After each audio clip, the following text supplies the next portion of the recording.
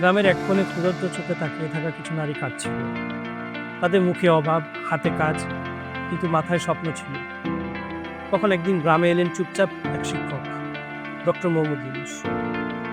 তিনি দেখলেন এই নারীরা মাত্র 85 টাকার জন্য ঋণ পায় না, আর সেই কারণে তাদের জীবনের চাকা থেমে যায়।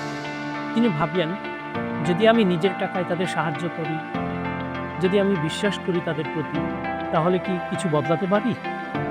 সেই দিন তিনি নিজের পকেট থেকে মাত্র 85 টাকা দিয়ে শুরু করলেন। তারপর যা হলো তা ছিল ইতিহাস। সেই ক্ষুদ্র ঋণ থেকে জন্ম নিল গ্রামীণ ব্যাংক, যা আজ লাখো মানুষের জীবনের আশার আলো। ডক্টর ইউনূস প্রমাণ করলেন, পরিবর্তনের জন্য বড় টাকা নয়, দরকার বড় বড় একজন মানুষ, এক টুকরো বিশ্বাস আর এক টুকরো সহানুভূতি। এইসবই পারে সমাজে উত্তম ঘটাতে। আজ তিনি শুধু একজন অর্থনীতিবিদ নন, তিনি আশার মানুষ, সাহসের প্রতীক।